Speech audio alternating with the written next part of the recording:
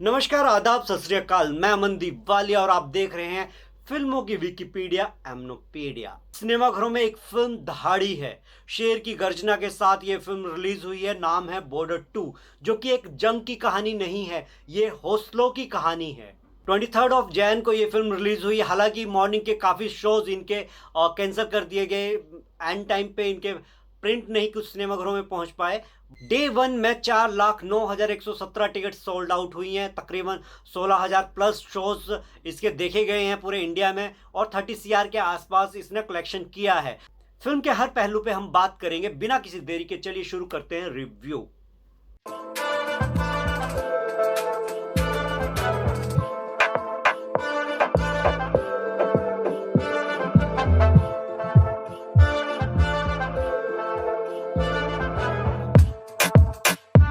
जैसा कि बॉर्डर 2 के ट्रेलर रिव्यू में भी मैंने कहा था कि ये सिर्फ एक कहानी नहीं है, ये फिल्म नहीं है, ये वर्दी में खड़ा हिंदुस्तान है।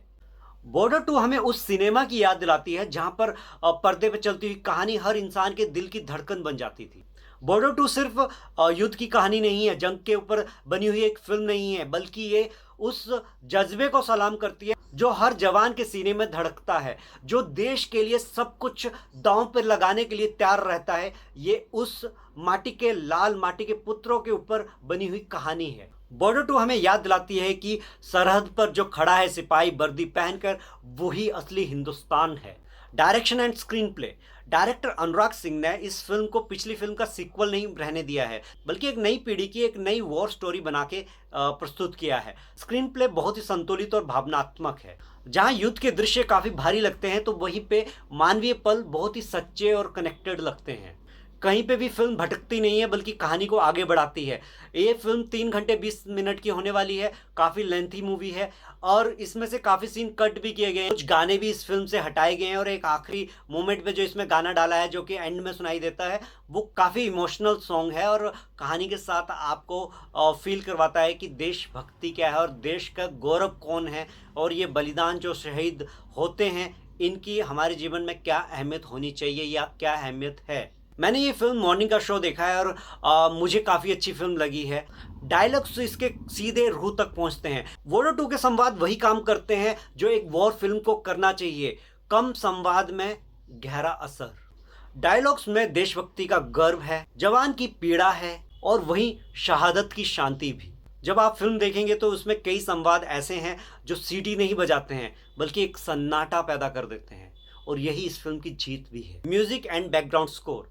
म्यूज़िक की बात करें तो इसके गाने जब रिलीज़ हुए थे, तब काफ़ी लोग उससे खफा थे। काफ़ी लोग इसको कह रहे थे कि ये कनेक्टेड नहीं हो रहा है, कुछ नहीं हो रहा है। बट जब आप फिल्म देखेंगे तो आप हर सीन के साथ तो उसके जो लफ्ज़ हैं, उसके जो बॉल हैं, वो समझ पाएंगे कि क्या चल रहा है। युद्ध के हर सीन के साथ वो जो गाने के लफ्ज़ आते हैं, वो कहीं ना कहीं में गूज बम पैदा करते हैं और आपको एक रीथिंक का ऑप्शन भी छोड़ देते हैं।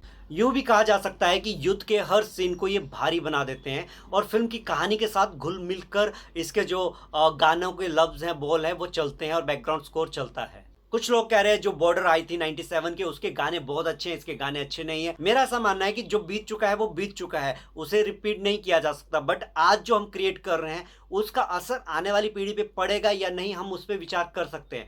तो ये जो आज के गाने, ये आज की जनरेशन के साथ आने वाले 20-25 साल तक इस लेगेसी को कैरी करने का मादा रखते हैं। इतने अच्छे गाने हैं। आप मूवी जब देखेंगे तब गानों का महत्व और बढ़ता हुआ आपको दिखेगा और आप समझ पाएंगे इस बात को। बॉर्डर 2 के म्यूजिक की सबसे खास बात यह है कि ये कहीं पे भी देशभक्ति का ओवरडोज नहीं देता है, बल्कि इमोशंस को गहराई देता है।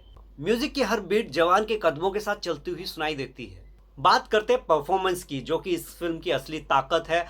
एक्टर्स की बात करेंगे, एक्टिंग की बात करेंगे तो सनी पाजी का नाम सबसे पहले आएगा और उनके बिना ये फिल्म अधूरी है। और बोल सकते हैं कि बॉर्डर 2 सिर्फ सनी पाजी ने ही स्टार्ट की है और एंड भी की है।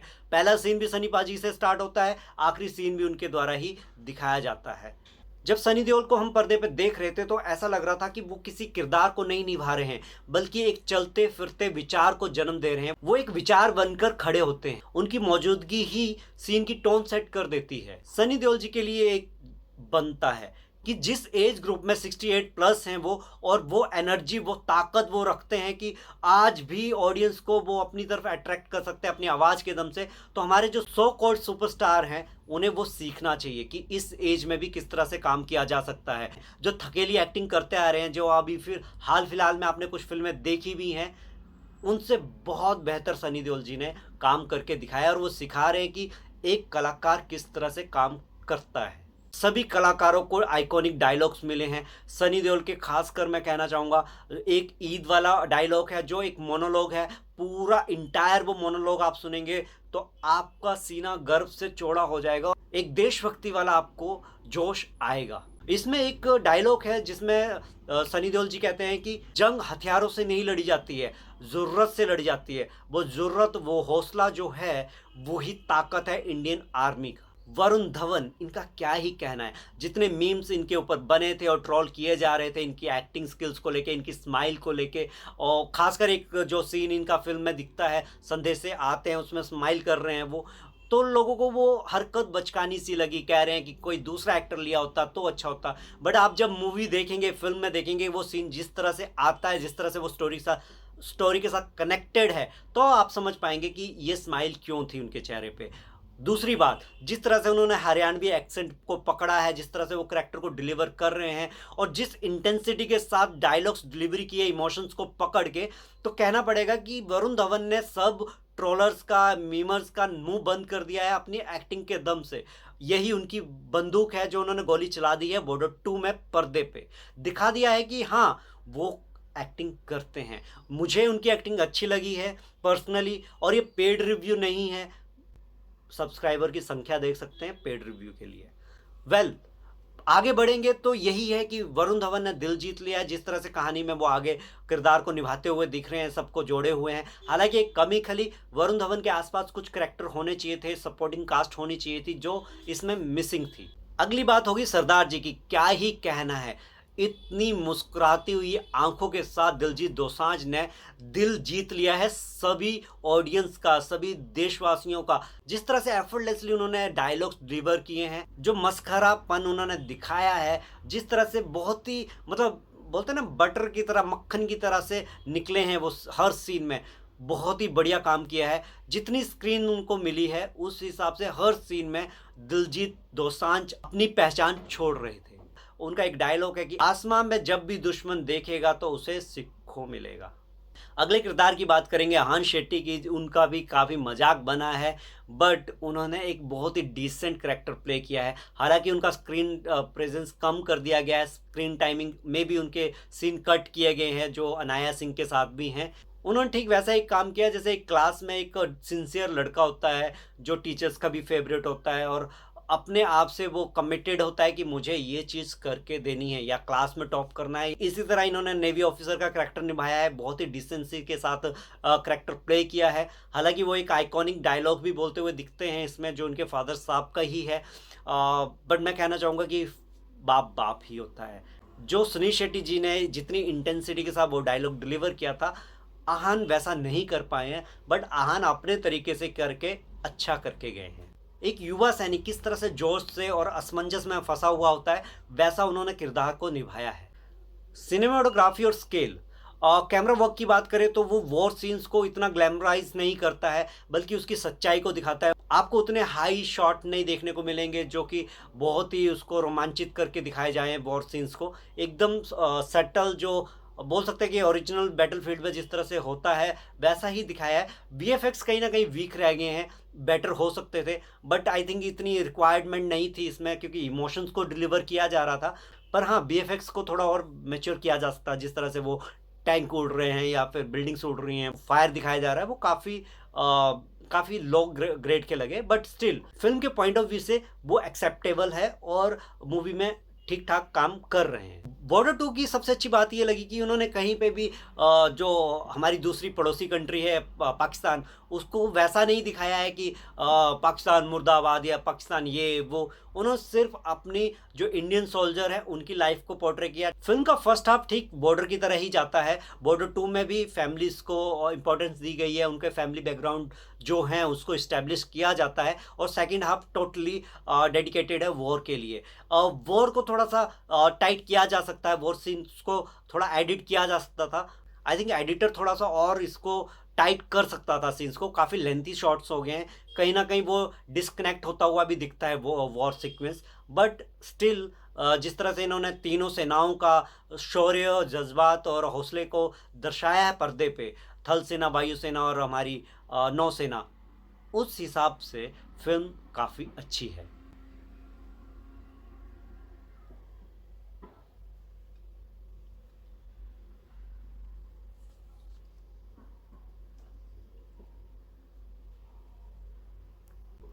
एमनोपीडिया फाइनल वर्डिक्ट। वर्दी में लिपटी हर सांस देश के नाम है। बॉर्डर टू उन फिल्मों में से है जो रिलीज होने के बाद सिर्फ चर्चा का विषय नहीं बनती है, बल्कि याद बन जाती है। ये फिल्म हमें बताती है कि देशभक्ति शोर नहीं होती, बल्कि कर्तव्य होता है। अगर आपने बॉर्डर को महसूस किया था, तो बॉर्डर टू आपको और गहराई से छू के जाएगी। बॉर्डर टू के लिए कहना चाहूंगा कि ये फिल्म देखी नहीं जाती है, बल्कि सर झुकाकर महसूस की जाती है। रेटिंग की बात करूंगा तो ये कुछ चुनिंदा फिल्मों में से है जो रेटिंग से परे होती हैं।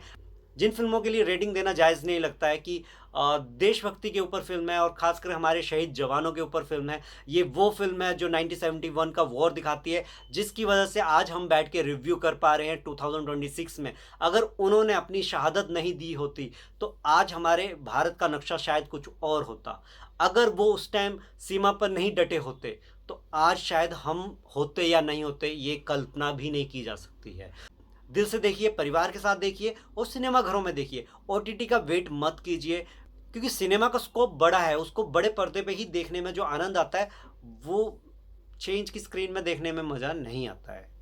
उसके बाद भी अगर इसको फिल्म के पॉइंट ऑफ व्यू से देखा जाए, story wise, direction wise, narration wise, screen play wise, music wise, overall तो जो चीज़ें कमी है उसकी वजह से इसके रेटिंग्स के स्टार्स कट होते ही हैं।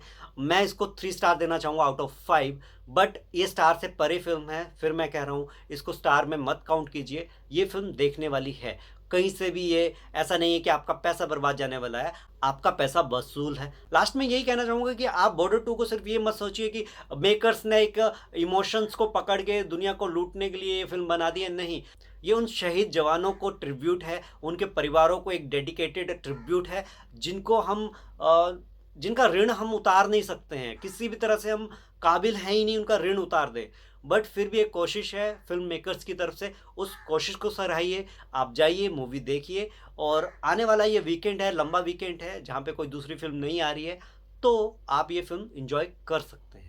अगर आप एमनोपीडिया पे नए हैं तो सब्सक्राइब करना ना भूलिए। मैं चाहूँगा कि सब्सक्राइब कीजिए, लाइक एंड शेयर कीजिए, अपने चाहने वालों से ये रिव्यू शेयर कीजिए। और जिन्होंने ये फिल्म नहीं देखी है, टिकट बुक कीजिए और जाइए अपने नज़दीकी सिनेमाघरों में ये फिल्म जाके देखिए। जाने से पहले एक बात जहन में आ रही है कि जो मिट जाते हैं वतन पर, जो मिट जाते हैं वतन पर, वही अमर हो जाते हैं। जय हिंद, जय भारत।